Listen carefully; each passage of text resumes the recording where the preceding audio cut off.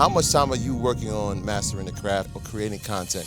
They could tell you, like, I even will go to sleep and like wake up like, and I was just like, you know what I'm saying? Like, I always am constantly thinking about some crazy shit.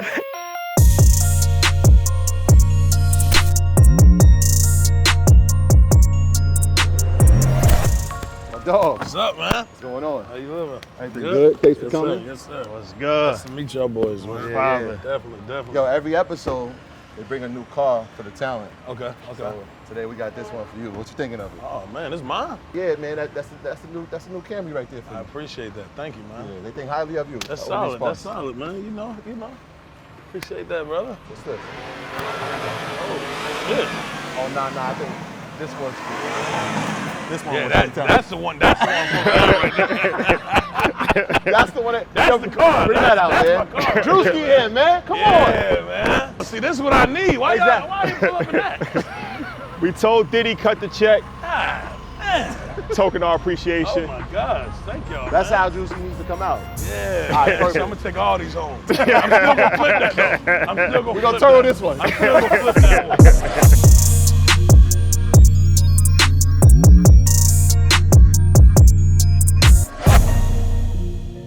Druski, What's up, man? the legend himself. Yeah, you know it. That's what they say sometimes. How y'all doing, man? I'm Doing good, good, man. man. How you? You know, living good, feeling good. How's tour life treating you? Pretty damn good. Pretty damn good. Something you can get used to. Yeah. You know, it's all new, but just going through the motions, like I said, like it's just a lot of repetitive nights. It's like the show, club after, the meet and greets, all that is like it turns into a real job. You know what I'm saying? So. The show, the hotel, the after party. You charging $1,000 for the? Yeah, I didn't say that. You charging $1,000 for the pictures too? Nah, I ain't there yet. Soon, but I ain't there He's yet. about to eat the $50 package. Yeah, man.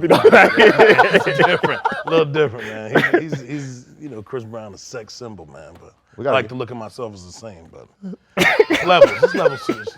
Levels of sex symbol. Man. Yeah, it's levels. That's a fact. Nah, man. But I'm proud of you, man. Rock star. Like you traveling, you on tour, corporate sponsorships. Yes. But I want to bring it back to the beginning. So, how did it originally start, and when did you realize this was something that you could just take from being funny to actually making a career out of? I think honestly, I started off just doing stuff at my mom's crib, using what I had which was like an iPhone and like whatever outfits and stuff I had to, like if I was doing a country character, if I was doing a girl character, if I was doing whatever I was doing, I just was using my mom's house as a set. So I would just literally try to do the funniest at the time that could like entertain people around my age or around like what my own world was literally only Atlanta at the time. So I was like, all right, let me just see if I could get like 10K followers or get close to like 100K, try to entertain, be funny. And it just slowly grew, but it took about 4 or 5 years and now we're here and I've done so much stuff, man. And to know that it's possible just from like a phone. Like I know a lot of people they'll be like, yo man, I need a team, I need this, I need that. But all that's gonna come as long as it comes with whatever you're doing. So I think you just gotta stay down, man. I just used everything that I had. Just like 5 years ago. Yeah. Just get the iPhone and just started just on Instagram. About 4.5 years ago, yeah. Trapping off the iPhone. Yeah, man. What the original plan was? Now you trying to flip man. Gotta watch this guy, man. You gotta watch this dude, man. No trapping off the iPhone, man. Never do that. The original plan was to be a sportscaster? Is that true? Yeah. That's very true, man. I went to Georgia Southern University and tried to be a sportscaster, and I was cussing too much, man. I tried to be on the little sports radio they had up there, and they was like, man, you need to do something else. This ain't really, I don't know if this is gonna work out for this, but it was just me just trying stuff. It was just trial and error, man. Just learning and knowing like what I'm good at and what I'm not. But yeah, after I came back home, I was like, yo, I think comedy is gonna be it. I was making people laugh since I was a kid. I just really locked in. I was like, what is the best thing I can do? Like, what do I know I'm talented at? And I was like, I make people laugh all the time. Yeah. I'm gonna be a comedian. You know what I'm saying? So What was the first time you got paid? Like, what was the first? Was it an Instagram ad or like what was your first time you got paid for comedy? I think I got like $40, $50 Cash App for like posting a promotion on my Instagram story or something. Yeah, it was something like very small, but you know, I just kept doing them. And I went on tour with Jack Harlow very early on before me and him even like popped off. Like I think Puff had posted Jack on his page, and I checked Jack out and I was like, yo, who is this dude? He said he lives in Kentucky or whatever. And I hit him up and he was like, yo, it's crazy, I'm a fan of yours. We only had like a couple 100,000 followers, like barely anything, maybe just only 100,000. And I was like, yeah, man, yeah, I'm a fan of yours too. Like, this is crazy, you could rap. He was like, bro, I be watching your comedy, you're hilarious. And I was like, where do you live? You live in Kentucky, right? And he's like, nah, I live in Atlanta. Sends me his location. I was like, yo, we should link up. Dude lives like 2 minutes down the street from me. I'm like, what? So I link up with him that day and I was like, yo, so what you got going on? He said, I'm about to go on this small tour or whatever. I actually was looking for a host. And I'm like, all right, I'll try to do that. I could try to do that. You know what I'm saying? I had never done nothing on stage, live, nothing. This is like late 2018 maybe. And yeah, he was like, yeah, you should come on and be a host. And I was like, all right, let's do it.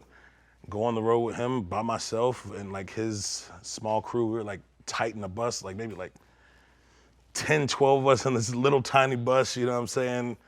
Going to all these different states. Then we went to Toronto, we went to the Portland, Oregon, we went to all these places. And only like, you know, like a couple, maybe a couple hundred people, maybe just 100 people would come out. And we used to have these talks on the tour bus, like, yo, when we make it, like, we're gonna go big, man. Like, we used to really like lock in, like, late at night and be like, bro, I can't wait. Like, we just had all these goals that we would talk about. And it's crazy to see both of us transcending and just going up now. It's just like wild to watch, man. It's like, damn, we really talked about this stuff at once at a time, man. So the original skits, they were based off impersonations, right? So I know you locked in and studied, you know, comedians from the past. So who was the motivation before you were making the skits? Like, what were you watching that inspires you to do it? I was watching a lot of Cedric the Entertainer Presents growing up, but my mom would put on a lot of stuff like that, or she'll put on like Will Ferrell movies, like What About Bob? She would put on all types of different stuff that I thought was like hilarious, like In Living Color. Yeah, and I just would always think it's funny. My dad would watch like more of like the raw stuff, like Dave Chappelle. So I would like try to sneak and watch clips of that. So yeah, I was just inspired by that type of stuff, man. And when I was at Georgia Southern and I was let down by like them telling me like maybe I shouldn't do like sports radio and maybe it's not for me and stuff, I started watching like a lot of those Steve Harvey clips where he was talking about like that feeling you get when you know you're just gonna, like, you know something is for you. And I was like, damn, I kind of feel that feeling. I just don't know. So I just was watching clips of like Will Smith and they all would say the same thing that I was feeling in my head. I'm like, this may be what I'm experiencing, you know what I'm saying? So that's, you know, all she wrote from then, you know. So you said earlier a lot of times people have the misconception that they need a social media team and all that. Yeah. But eventually you built a team. So at what point did you go from doing everything yourself to actually start investing in building a team? And like, what's some of the first people that you actually started to hire? Yeah, some of the first people I started to hire was like my own like guys around me. And well, the ones that I knew were like, could be an asset to me, you know what I'm saying? And you know, and I think it was just a smart move because I was like, yo, how can I do all this on my own? You know what I'm saying? So I ran into somebody named Johnny Shipes in New York a while back when I only had like 100,000 followers, just like a quick little friendship here. 100,000 followers is a lot of followers. Yeah, I know, but I'm saying, like, I wasn't like, I wasn't who I am now. I think I had nothing. Yeah, It was like 200,000. yeah, but it's still like, I mean, in like an Instagram kind of world, you're not like, you're not a big deal. Like I was just, those 100,000 followers were like local and like in Atlanta. So yeah, my manager my current manager, Johnny Shipes, had reached out and he was like, yo, you should come up to New York, whatever. And I didn't really know him, I didn't trust him. I was like, yeah, I'll come up there, just chop it up. So it took like us a year to just hang out and like get to know each other.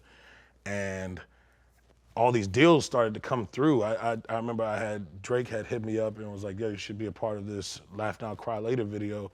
And I was like, all right, bet. And I just didn't have anybody for him to talk to. You know what I'm saying? And like, they were like, yo, so who do my people talk to get the plane, the money? I'm like, damn, it's all this coming in? Like, I don't know.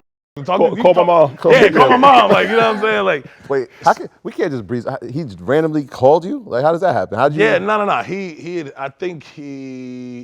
I think I knew that he was like watching a couple of the clips that I had posted. I had posted some funny videos that I saw he liked. And then other people were telling me that he had, they had just had conversations with him like, yo, he thinks you're super funny or whatever. And I was like, oh, okay, that's what's up. That's crazy.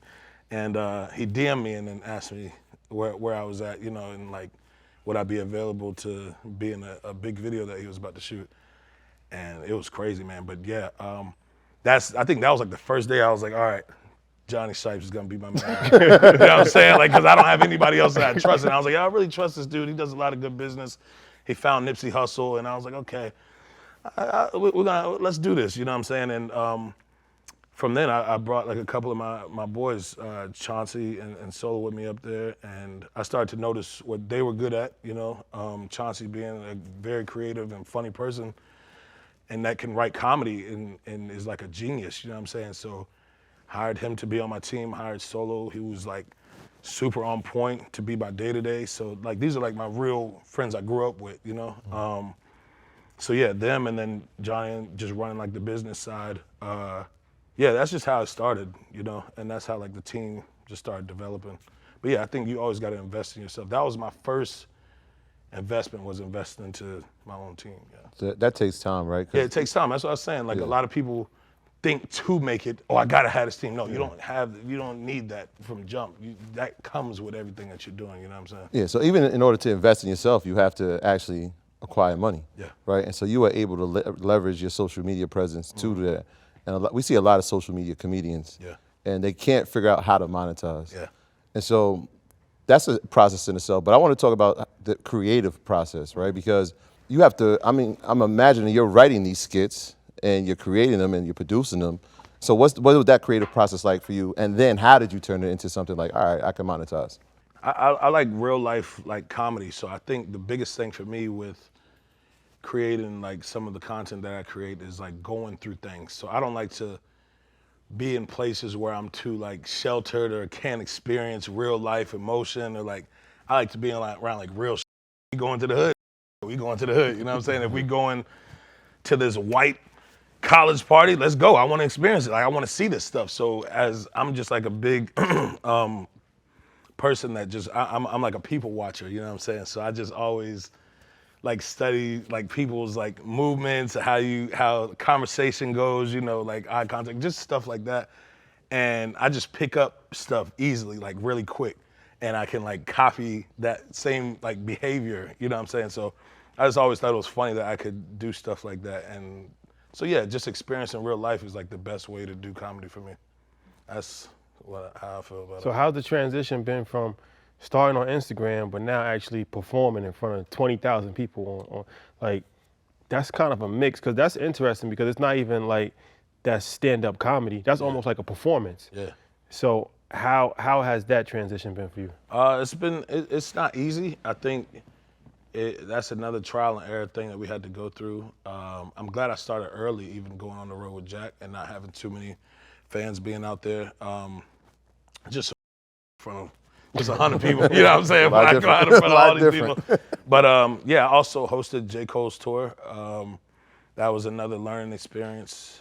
We learned from that, and now I'm doing like stand-up and, you know, a performing act on Chris Brown and Lil Baby's tour right now. So, but yeah, I think it's very different from social media, and I think you really gotta learn. Like a lot of people, and you know, a lot of older comedians don't really respect that, how we start off different from how they started off. You know, a lot of comedians now start off on social media.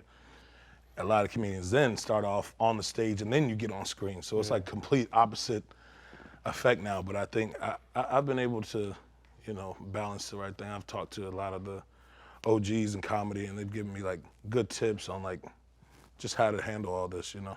Yeah. So what are some of the things you learned? Obviously, you started out with Jack, and it's 100 people. Yeah. And then you do the J. Cole thing, and now you got 20,000 people, and Yeah. now you're with Chris and Baby, 20,000. So obviously the preparation is different, the demand is different, some of the sacrifices are gonna be moving out now different. What are some of those things that you learn? I learned that the crowd for certain performing acts are very different. Like you go to some of these places like Boston, you know, it's a lot of white people in that crowd. You know what I'm saying? These jokes that you may do in DC, Atlanta, Miami might not go in Boston, or you go to Portland, Oregon, you know what I'm saying? It might not go the same there. So as they may know this person's music, as a comedian, you got to know that what your audience is. And you never want to switch up who you are. Like I'm still the same person. I'm not switching anything up, but you just know what jokes hit, what jokes don't in certain areas and places. I think that's one thing I had to learn though, is just adapting to. Is the writing the same, or is there a team that you're writing with? Because I know a lot of times comedians have a team to do it. Yeah. Like I said, my close personal dudes that I'm around that work with me, my friends, we created like this whole writing team. So we created For Lifers. For Lifers is like the business where everything, it's like the umbrella business where everything is under that, even Could Have Been Records, all that is under For Lifers. So it's like a production company, and anybody that works with me or works for me, we're all part of For Lifers, you know? And that involves writing, that involves TV scripts, movie scripts, clothing brand, Could Have Been Records, all that under that. So did you get that model from anybody, like Kevin Hart, something like that? Like, yeah, it's crazy that you just said that. That's crazy you just said that. I was talking to him yesterday. Okay. And you know how Instagram reminds you stuff that you posted years ago on like the same day today? Yeah. Yesterday I had got a notification from Instagram. It was like 4 years ago today you posted this. And it was like a post where I posted Kevin Hart, and I was like, big, real motivation. And I was like, soon, at Kevin Hart, soon. And I screenshotted that Instagram hit me up, and I sent it to Kevin Hart, and he was like, man, it's crazy. He's like, you know, I've just been watching you, and as long as you continue to work hard and do, he just gave me a lot of good advice. And I was just like, I sat back and was like, damn, this is like wild to even have this conversation with him. And for him to know that he's watching and that all this has come to it's just, you could speak a lot of stuff into existence, man. Yeah, because that reminds me of Heartbeats production, right? I was gonna say the crazy part is that we were actually with him yesterday. Yeah, that's ironic too. As movie premiere. Shout out to Kevin. Shout out to Kevin. But yeah, so like, cause that's a, you know, a good corporate structure. Yes. Somebody helped you set that up, or you just kind of just put it together yourself? I have, so Johnny Shipes introduced me to some people named Noah and Drew that work with him on a lot of business stuff that he does. So they help me run like the whole For Lifers and the business setup of things. But yeah, we moving, man. But I would definitely say Kevin Hart is one of those motivations like that showed, kind of paved the way on how to create your business and ownership and like owning rather than going and giving yourself to another company, you know? So with movies and stuff, you know, a lot of people did a lot of great movies and TV shows that may not be getting that money that you might see them on TV every single day, and they may not ever see what you think they're getting from being seen on TV every day, you know? They might be getting like a 1%, 2% of that, and somebody else somewhere else that didn't even act or create in the show has ownership over that, you know? So what was that process like for you, right? Because at a certain point, you're starting from social media, but like you're on stage. How do you determine the price? Is the business manager saying like, I think he want to know the price of it. You see, you got to take a sip of water because you know where he going with it. You know what he doing, man. It's tricky, right? Like, how do you know what to charge? What's the price, man? What's the number you're at right now? Or is he advising you, saying, you know what, based on your followers, based on your reach, based on your audience, this is the area we should be in? Like, are you involved in those discussions? Oh, 100%, yeah. No, don't nothing go through nobody but me. It could have been records, man. CEO. I'm in all those conversations, and I'm still learning. But yeah, they've taught me a lot on how to I just listen a lot, even in Zoom meetings that may not even have anything to do with me. Like when they tell me like, yo, you don't even have to be in the Zoom meeting. I'm like, nah, I'm gonna be in it. I want to hear what's going on. You know what I'm saying? Just learning just how to speak. How some of these companies will tell you one thing and have a whole bunch of money that you may not know about, you know, that could have been sent to you, and you know, so yeah, it's a lot that comes with it, but just learning. I'm still learning though. I'm not perfect. So you did a lot of brand partnerships. You got the NBA, NFL, KFC, AT&T, a bunch of others. Hey, man, you don't have to name all those. To name a few. No, no. So talk about a couple of those. How Pepsi. Pepsi Mountain Dew. how was it? How did those develop? How did those come about? Just good relationships with people, man, and I think just working hard. A lot of these people that I'll meet at some of these like functions and stuff, I just be like hanging out, joking around with them. Like, yeah, man. So I'm the CEO of Coca-Cola. They be like, damn, shit, I was just roasting you yesterday. You know what I'm saying? So just having good relationships with people, and I think working hard. I've run into a lot of these people through just natural, situations, and it's been a blessing. But yeah, that's why I tell you, good networking, and you don't have to over network, because some people be trying to think that they got to be in. You don't have to be in every single function. You don't have to overshow your face and stuff. But definitely just do good business with everybody. Show appreciation to the small people in the room, the big people in the room. Talk to people. Yeah, I think all that mixed together. I was just taught early about that type of stuff. My mom used to always tell me to respect the janitor in the room just like how you respect the teacher, or just how you respect your friend, or the president of the school, whatever it may be. So just learning that from a young age, I do that everywhere I go. Yeah, so I feel like that's got me into a lot of these rooms. You said that it takes a lot of hard work, and I think it could be misconstrued, right? Yeah. Because it's comedy, so everything feels like people always think it's fun and games, yeah, right? it's funny that you say that, because people be like, yo, you just be all day. I'm like, nah, it ain't easy, you know? Right. Yeah, so yeah, I agree with you. It's definitely hard work put in behind the scenes. Yeah, so that's what I'm trying to think, because it feels like it's fun and games, but we're kind of in this space, so we know like the amount of time that you have to be away from family. So Yes. how much time are you working on mastering the craft and spending or creating content? Because I know one of the things we talk about a lot is documenting the process. Yes. And so what's that like for you? Honestly, like even my friends that stay with me at the house we stay in, like they could tell you, like I even will go to sleep and like wake up like, and I'll just like, you know what I'm saying? Like I always am constantly thinking about some crazy. It's crazy because I really be like that. Like I'll have like an idea or something, or I just constantly, like my brain is constantly thinking about what I could be doing next, like always. And I don't know why that is, but I'm never like satisfied with like that one thing. Like I might feel accomplished. Like just like I said, I had a great show yesterday, and I felt like that was the funniest show I did on the Chris Brown Lil Baby tour was yesterday when we were in the Bay. But I still, even after the show, I was like, all right, this is something it's something else something could be funnier in that set. I could have done this, I could have done that better. So we were just watching the film from it, just watching to see what I could have done funnier, what I could have done better. So yeah, I think that right there, and just they don't see the countless hours of the writing the material, coming up with this new material, and studying, just scripts, and people don't even see the stuff that never came out or went wrong or went bad. The auditions that I've had to do, I did like hundreds of auditions that I didn't get. I just finally got into our first movie with Will Packer and Tina Gordon. She's a director, and of course y'all know Will Packer.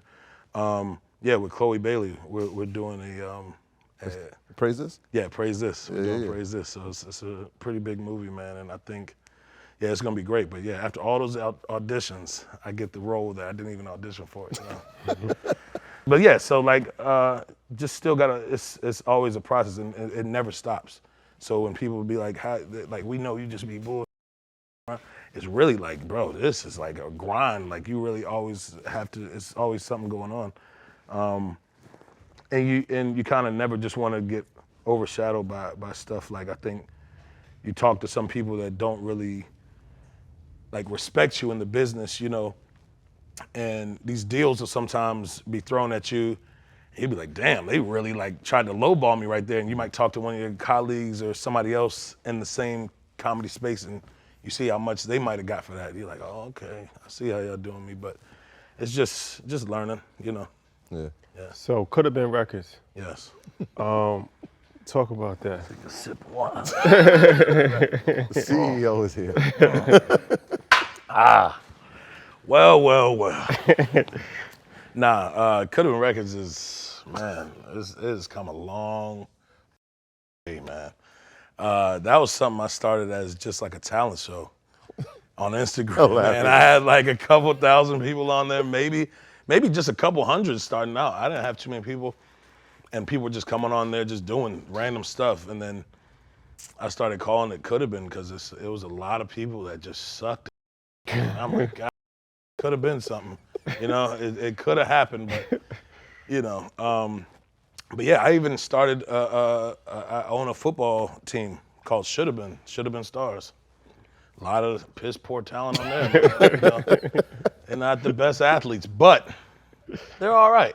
It should have been stars, man. So it's a good league, though. My first year was last year owning that team. It's very fun, for real. So I wanted to ask you about the team, but so the record. So you started off, but it kind of turned into something, and it's interesting because it's a new form. It's another form of content. Yeah. Right. So like, what's your plans with that? Man, we got so many big plans. We're actually pitching Could Have Been Records as a TV show right now to like some of the biggest networks. Like honestly, like we've been in meetings with some of the biggest networks, and I don't even know if can I speak on this? Yeah, nobody's listening. He's like, I don't know. But yeah, so I'll just say that. But yeah, Could Have Been Records has turned into like a real music label. We've got some of the biggest labels trying to offer us deals to just join, just to have a place for these certain artists that I'm bringing to have these record deals, because these dudes are like have a life of their own. So we started this, and I think there was so much virality behind it, like millions of tweets. I'll see like my name and Could Have Been Records be like the #1 trending names in the US after I go live, you know. 200,000 people live at once watching Could Have Been Records, so it's just been crazy. But I would always watch the people that hopped on and did like this crazy, whatever they did, they were dancing, singing, the dude with the toilet, whatever. And I would watch their pages, and these people would really have like a fan base going to follow them after the live is over. Like the whole thing will be over and I'll still follow them just to watch. And I'll see like fans coming up to them, they'll be recording, like they'll go to the mall or something and like, oh my God, you're the dude from Could Have Been Records. Like, and these people, like I remember one dude went and got a Could Have Been Records chain, is a fake chain. It wasn't worth man, but like just me noticing how far it can go, you know. I'm like, damn, this is like a real thing. So we started getting like labels hitting us up about deals. So yeah, it's a lot of things in the works, but yeah, it's really turned into something serious, and it's like a real business for lifers. When I first started watching it, I'm like, I thought at first you were just trying to create more content, and then I'm watching. I'm like, yo, this is America's Funniest Home Videos meets like America's Got Talent, right? Yeah. Or like one of them Star Search type shows, and I'm like, wait, this is really going somewhere. So like the fact that you're saying that networks are picking it up, it makes perfect sense. That wasn't the vision, but a lot of times when you create a vision, it changes, and so like agreed. I feel like that's what happened. I would always watch American Idol. And you remember the dude, like the Asian dude, She Bang? Yeah. Right, so we would watch, my family, I don't know about everybody else, but my family would always watch American Idol for the like the auditions, and we would just laugh at that. So I would always love that, and I started to notice like, even on the people that were fans of American Idol, they would love that side of the show. So I'm like, yo, what if a whole show was just that? And never really like some of the, because you know, people are still talented that come into Could Have Been Records, but it's like a mind fuck because I may not even like the dude who's super. I might pick this dude right here over that dude just because his personality. So it's never about the music, man. It Could Have Been Records. It's always about something else. And I think that's the beauty in it for real. It's giving these people that may not have everything together, not just quite. It might not be all up there in the head, but man, it's a beautiful thing, and I think it gives them a platform to shine. It really is, because we've had some people on there where it was like a real like come around moment where it was like you know, it was like, damn, I really felt that right there. I think we had a dude, he came on, he was doing backflips and stuff. He was dancing to B2K. Yeah, that was crazy. Yeah, it got real crazy. That was crazy. And everybody was with him. We had so many people in there, and he had came out and said that he had a disability. I don't remember the exact disability he had. And he was just so thankful. He had like made a video after. It was like, I'm just so thankful. This is so crazy. This is a huge moment. And I think it was autism. I think it was a certain type of autism. And he was just like, it's so crazy. And like, this was such a great moment for me, my family, that we're like so happy about this. And I was like, man, this is really, like, it almost made me tear up for real. Like, he really was like just excited. He still hits me up today, and I just be checking up on him. And like, he's like a funny dude, bro. He be dancing, and like, he knows. It's so crazy how smart this dude is, and like how talented he is, bro. Like, he be playing guitar and like really like killing it though. Like, not just like, he really like, bro. Y'all got to see some of this stuff this dude does. But yeah, he's very talented. So it just showed also that it's a great vision behind Could Have Been Records. It's not just, you know, just always playing around. So let's talk about the football team. So Yeah, man. the football team comes after Could Have Been Records, inspired by Could Have Been Records. So let's talk. Let's get into that. Did you play football? Yeah, I played football when I was younger. Yeah, What position? fullback. Fullback. Yeah, I'm pretty fast, man. I would have put you on the line. I would have thought you would have been on the line. Damn, bro. Tried me. Try to make you a tackle. You don't see too many Nah, 6'4" fullbacks. Yeah, Did you you ain't see him lying. in I ain't the 6'4", Drake man. video? How tall are you? I'm like 6'2". Nah, you taller than me. It might be these shoes. No. But yeah, man. I think we were trying to come up with a team name for after they gave me the ownership of the team. And I was like, we gotta use Could Have Been, but I didn't want to just use Could Have Been because we already created that. I was like, something that like just goes with the same brand under something else. So we came up with Should Have Been Stars. What's the league? FCF. FCL. Fan Control. Fan Control. Yeah, Fan Control League. Yeah. I think it's FCFL. Fan Control Football League. Yeah. So they gave it to you, or there was no Yeah. purchase in that? No, it was. Hey, come on now. You are who you are. Hey, come on. There's some money behind that.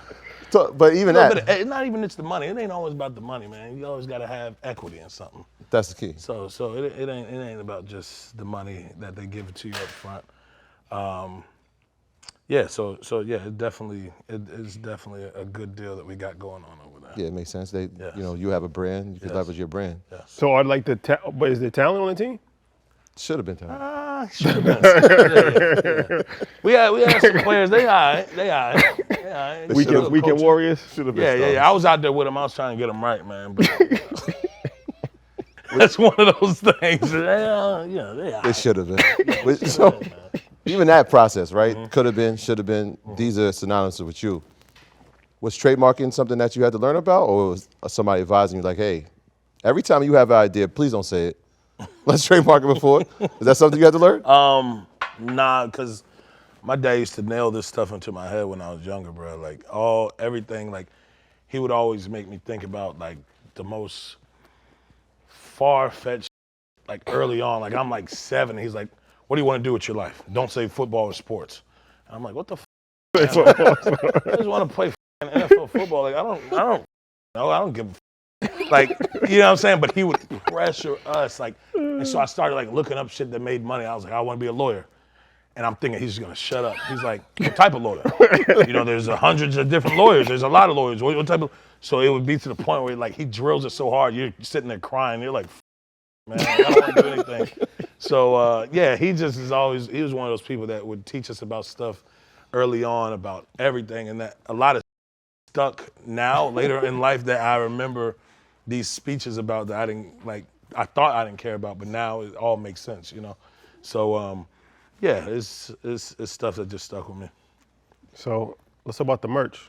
My life is. What's the deal with the merch, and what was your vision for the merch? I think at first we wanted to be merch. Now we're kind of going into like the fashion side to where we just wanted to be like a lifestyle type brand, you know. And I kind of wanted it to get away from, because a lot of people were putting out like merch with like their face on it and stuff on like social media. I was like, I want something that people are actually gonna like rock, you know what I'm saying? Like that they will actually wear and like support just cause. And it doesn't, because you know, some of the best brands have like separated from the person, you know, like to where you forget that this is this, right. You forget who owns it. So yeah, that's just kind of like the vision where I wanted to be at. But yeah, it all started off as merch at first, yeah. But now I hired a team to where they working on some fire stuff coming out, man. In the original process, were you creating the designs for it? Yeah. Like, 'cause Originally, yeah. It was just me, Johnny, Chauncey. Just like my close people at first. We were working on just dropping stuff, but now I've hired a whole team to just take care of all of that. Yeah. So now it becomes an incentive, right? Like, so when you go on the road, you can bring this with you, right? Just having multiple streams. Yeah. We actually just seeded it out to Lil Baby and Chris Brown yesterday on the tour, so they'll probably start wearing it on stage. Yeah. Dope. So let's talk about the content. So you started on Instagram, then you have show Revolt. Shout out to Revolt. Yeah. But you're doing indie films now. So where do you see your career headed? Is it more towards movies, TV? Where would you like to position yourself? I can't even position myself. No, we everywhere. We everywhere. We're working on a TV show that we're about to close with FX right now. I can't speak too much on that I know of, but yeah, we're about to close a show with FX, and it's gonna be pretty big. It's gonna be a big deal. And we're working on a lot of independent films. Like, we sit and I have a big whiteboard at the house where I just sit and work on stuff and ideas and throw up ideas about movies, TV, any ideas I have, and then we break it down and make a whole nother whiteboard of how do we see this movie looking, how does it pan out, or what are the characters in it, and we working on a lot of different stuff, man. But so definitely you're in the directing seat. But not just yet, brother. We gotta get our foot in the game first. Yeah. Not just yet, but I definitely learned a lot from Tina Gordon. I was just on set with her for a couple months with Chloe Bailey shooting that film, and she's a goat, man. She's a genius. She did ATL, I think Drumline. Yeah, she directed those films. She's good, man. She's good. So do you ever see yourself, I know now you're hosting shows, right? You're opening, almost like an opening act, but really hosting it in a sense. Do you ever see yourself becoming just the headline in itself, and now you're the person that everybody's coming to see? We actually just signed a seven-figure deal, almost 8 figures, for my own tour 2023. So almost almost in the tens of millions for 2023 tour, almost. Almost. We just signed it. Hey, Congratulations. I told you, we coming now. Laughed out quietly. Nah. Hey, chill out, man. Chill out, man. Chill. I'm about to get up out of here. I'm trying to talk prices and stuff. I wasn't even supposed to. So, do you ever find it when you're obviously extremely intelligent and you seem like a very organized person.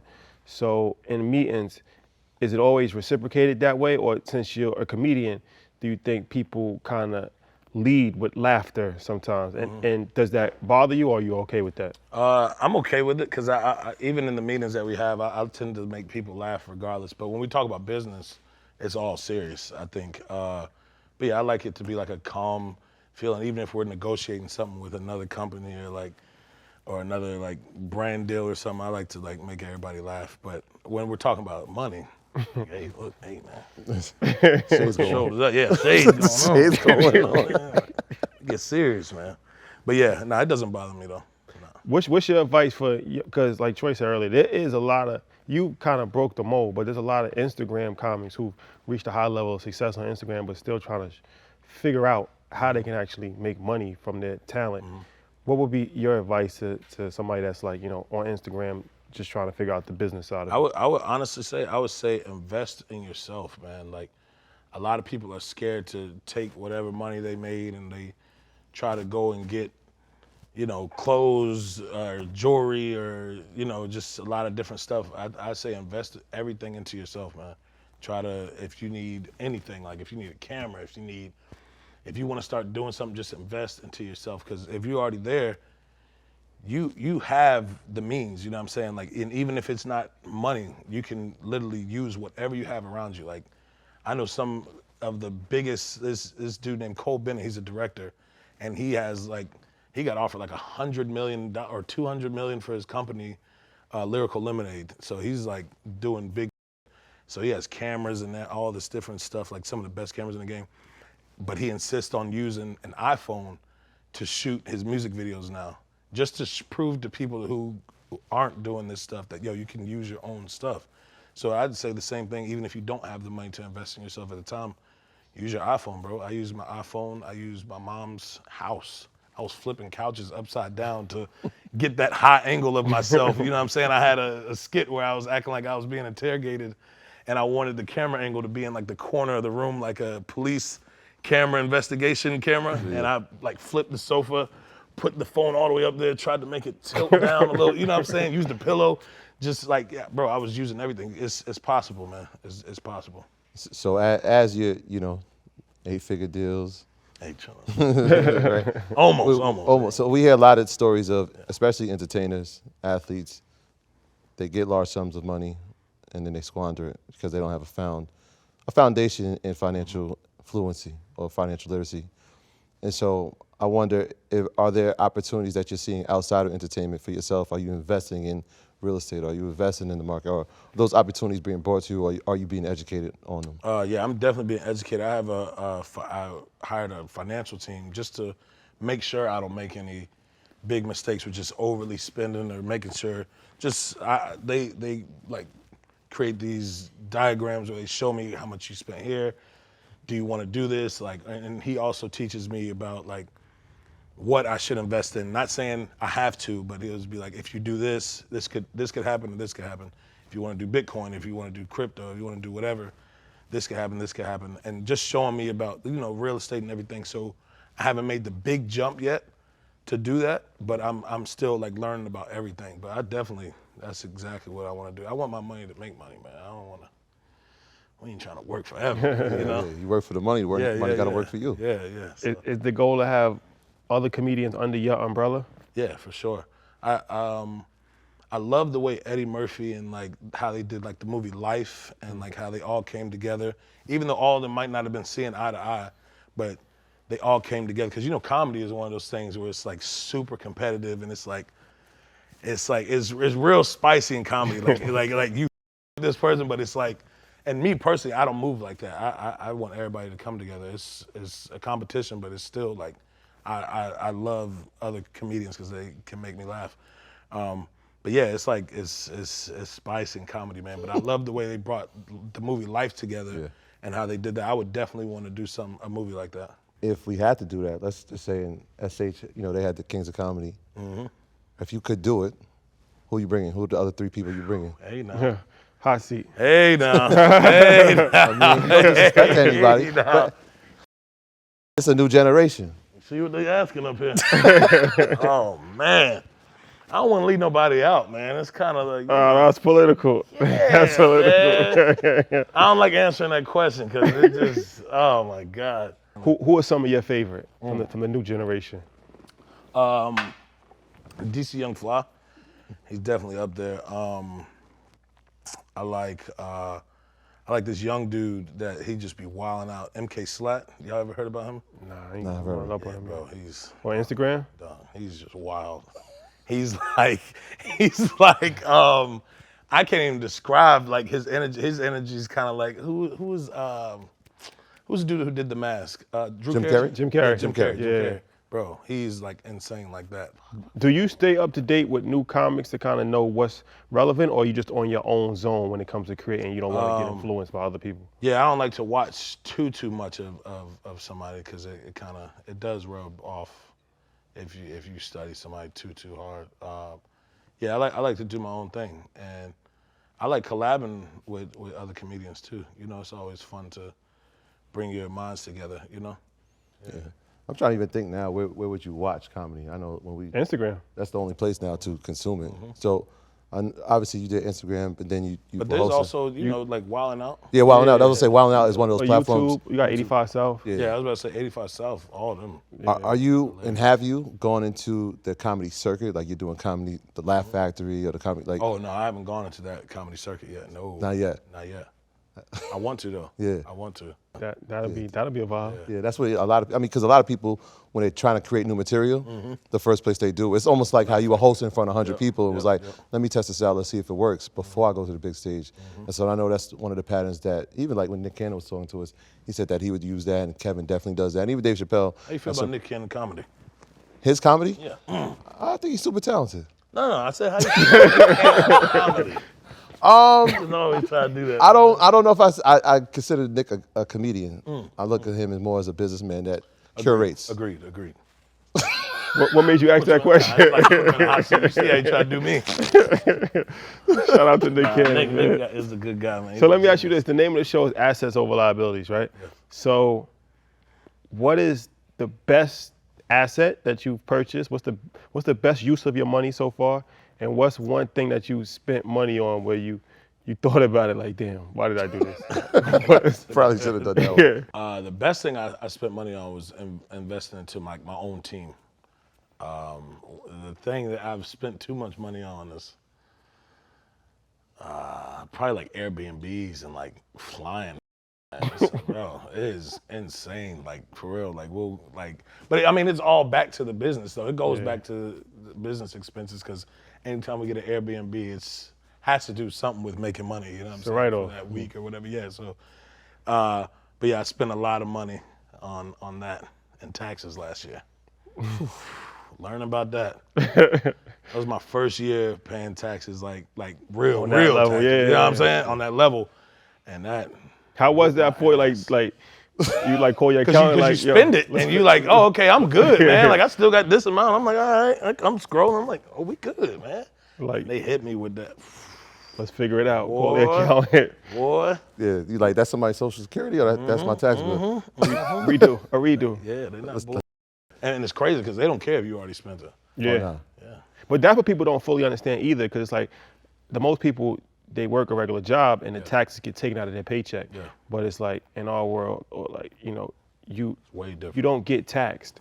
So like you said, I mean, if you're not paying taxes quarterly and you make millions of dollars and then it's like, all right, your bill is 1.5 million, you might have already spent the money. Yeah.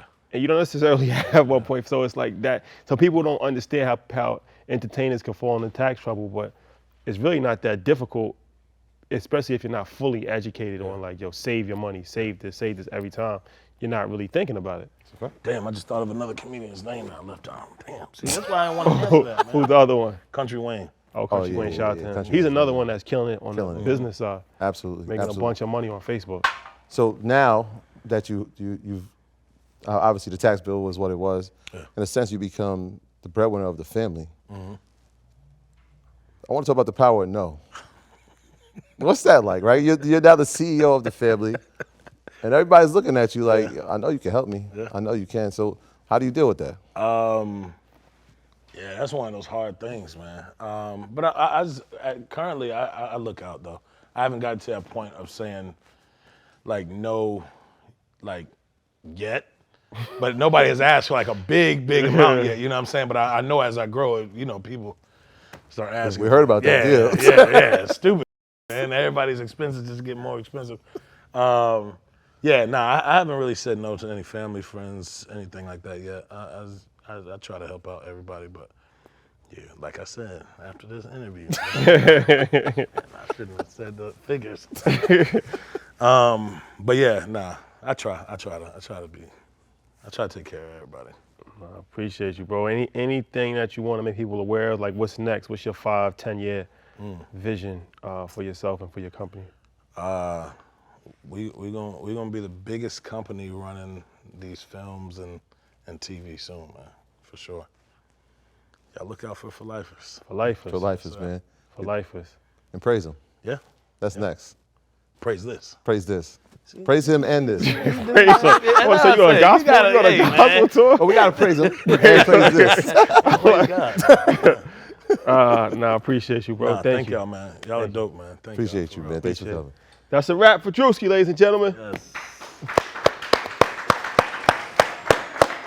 Somebody cue the smoke machine.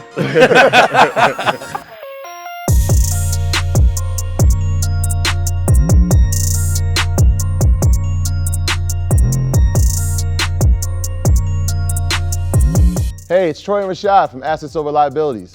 This episode's word, gross profit. This is the Asset Journal, brought to you by Ally. Gross profit is the profit a company makes after deducting the costs associated with making and selling its products, or the costs associated with providing its services. Gross profit is your bottom line, the money you take home at the end of the day after expenses. This is one of the most important numbers to pay attention to when expanding your business. Only here on Revolt. Yeah, another legendary episode, man. Appreciate you coming. I appreciate y'all, man. Y'all doing it. Keep killing it, Boys man. having it, man. I can't wait to watch this. You're doing it the right way, man. Keep doing it, man. Appreciate that, brother. Thank you. I can get back out here in my Lambo. That's how I'm leaving. I ain't getting in that Lexus. I'm not doing that. I'll flip the Lexus, though. Oh, I see what y'all doing. Y'all put me back in the same car I came in. I get to walk by the stuff. I don't get to have it. It's good scenery. It's good scenery. Ah, man. Eduardo. Hey, man. You get a chance to meet my boys? No, not really. What's up, bro? What's up, man? Jose. How you doing? Jose. Jose. Should've known. Should've known. My fault. I know how that can Should've be known. confusing. Appreciate y'all boys, man. All right, man.